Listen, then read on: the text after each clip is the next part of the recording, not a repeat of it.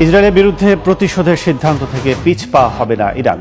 দেশটির সর্বোচ্চ নেতা আয়াতুল্লাহ আলী খামেনি এমন কড়া হুঁশিয়ারি উচ্চারণ করে বলেছেন, যে কোনো মূল্যে শাস্তি পেতেই হবে তেল আবিবকে।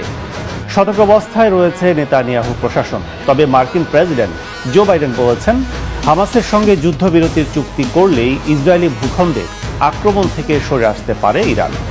হত্যার প্রতিশোধের আগুনে জ্বলতে থাকা ইরান বারবার হুমকি দিচ্ছে, ইসরায়েলে যে কোনো সময় বড় ধরনের হামলা চালাবে তারা। সম্ভাব্য হামলা ঠেকাতে সতর্ক অবস্থায় রয়েছে তেল আবিবও। মধ্যপ্রাচ্য জুড়ে সর্বাত্মক যুদ্ধ শুরু হওয়ার শঙ্কায় নিজেদের সিদ্ধান্ত থেকে সরে আসতে তেহরানকে চাপ দিচ্ছে যুক্তরাষ্ট্রসহ পশ্চিমা মিত্ররা।